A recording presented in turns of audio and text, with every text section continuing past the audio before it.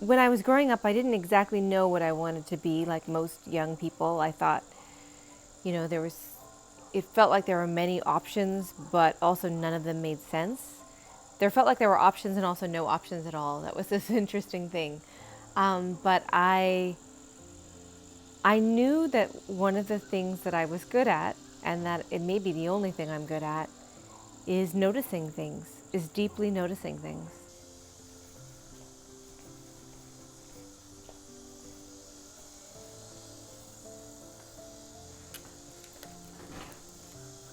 Hello, my name is Ada Limón, and I'm thrilled to be here in a way of not being here. We are in my backyard, or in my screened-in porch, which has been a real godsend during this time. And this is where I write most of my poems. And these are some poems that I was sort of surprised came out of me when I was asked to write for the Southern Foodways Symposium. I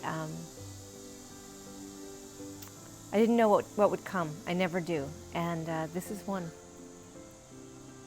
This poem is called In the Company of Ghosts. In the company of ghosts, mainly in the square raised garden, kneeling over the new inky seeds of California poppies I've planted in the bluegrass state, rainbow chard, hyoga beets, chocolate sunflowers, already half eaten by the screaming jay, mainly with the encroaching weeds creeping in the curated earth. I think I hated the way you wasted our bright weekends meticulously uprooting the dandelions and vines, your obsession with clean lines and variations of color. Mainly, I remember you most in the garden, off Arnold Drive, how you were happiest controlling something small and leaving your expert mark on the land. How you wanted me to help even for extra chore money, but I never liked to kneel with you, never wanted to be so still, so quiet, so ordered with free hours, until now, when I speak to you and bury and unbury and bury. Thank you. So this one is called Bright Dead Things, and it was a finalist for the National Book Award in 2015. And this one is The Carrying, which came out in 2018 and won the National Book Critics Circle Award in 2019. And both of these books, the reason I have them on the table, both of these books were written in Kentucky. So while I've been living here. These are my Kentucky babies. This poem was written about missing, and I feel like we're doing so much missing right now. Our loved ones. I haven't been able to see my parents. And being in the kitchen sometimes brings me back to them. And so this is a poem for my mother and my stepfather. The light that brings the missing. The last of the day's sunlight is stuck in the mimosa tree, a clean light, something out of a movie made in the 70s or a music video where someone falls in love or hits a slow motion home run. Back when we could predict the future, a delight to make a plan, take a road trip, see the ocean, your brick red bridge, your mother and your stepfather, your mother's white kitchen in the same clean light over the yellow hills of your hometown. A place where she is always cooking onions in a cast iron and there is cornbread, and she makes a dry joke your stepfather laughs at while he turns from the news to take a plate to the table, a table in the first home they finally own. A blossoming orange tree in the front, and blooming hydrangeas too big for bees to even wrap their whole buzzing heads around.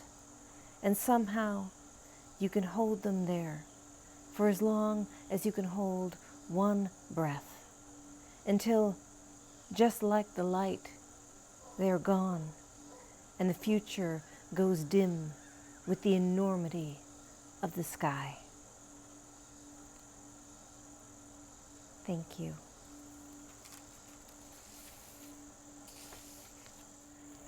I think that these poems in particular was interesting because as I was working on these poems, it was the time sort of for gardening, it was the time for planting, and so many people I knew were doing that work of the soil, and a lot of people that don't usually have time to do that because it's in the middle of the pandemic. And so suddenly people were like, oh, I can't leave the house, so I might as well work on my garden. And I spent a lot more hours in there than I normally would. And as I was asked to do this project and write these poems, I kept thinking about how growing food and making food is connecting us through the generations, with my grandparents. It's hard for me to garden without thinking about my stepmother, who appears in 2 of these poems. And what it is to have that legacy of food passed down through generations, whether it's a type of food or whether it's growing food or even if it's just, weeding the garden. And that to me was, I was surprised by how important that was and how immediately not just the making of the food and sitting around the table and the sharing of the meal, but the actual growing from the seed immediately made those connections to other people.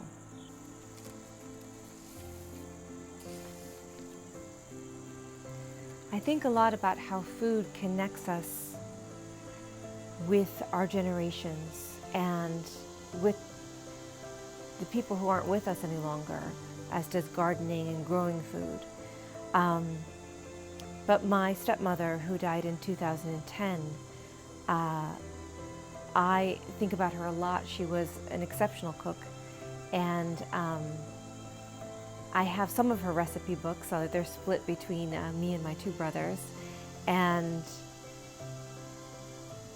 I was sort of surprised at this poem and how it came out, and was surprised at how connected I am to her sometimes when I'm in the kitchen. The recipe. In the middle of your worn maroon scrapbook, where you kept the recipes you cut or ripped out of Bon Appetit or Saveur or some other slick mags I didn't recognize, where I was desperately looking for your simple coleslaw recipe, panicked and overtired, pulling apart and splayed on the hoard slab of life. In the middle of your scrapbook, I find the note from Swedish Hospital and the instructions on how to increase your iron levels. I remember how we'd make you eat beet greens, and that time, anxious and older than we should have been, my youngest brother and I ordered steaks from the fanciest restaurant we knew, and together we ate them with you in your hospital room. We took photos and Grim smiled because it was proof of our love, proof that after all of our work of fine food and provisions, of list and recipes, you would get better. That was the agreement. We follow everything to the letter. You do what is called for, and you live. I can't find the recipe anymore. Thrown away or never there to begin with. All this to say, the scrim is thin today. I miss you. I managed to make coleslaw, though I had to make it up, all on my own. Thank you. it was a real pleasure to read these poems, but also to write these poems. I'm always sort of surprised by what, when someone asks me to do something, what might come. My first fear is that nothing will come, of course. And I love the fact that even though in our isolation right now and in our time of sheltering in place and everyone's being careful and having a really hard time connecting with other people, I hope people are finding beauty and finding ways to be joyful. And I hope, they can do that through food, through music, through poetry, and just to remember that we're all in this, that we're all doing it, and that even if you're just ordering ribs from your favorite local barbecue place, you're participating in helping that family get by and helping those people get by. And I know that we make a point of that weekly, that we, order from our favorite barbecue place. And it makes a big difference. And I feel like even though we can't always be together and we're not going out, we can stay connected through our senses and through food, and also just through the idea of leaning on one another, that even though we can't be with each other, we can still depend on each other and still allow for a little bit of support and help so that we're not alone.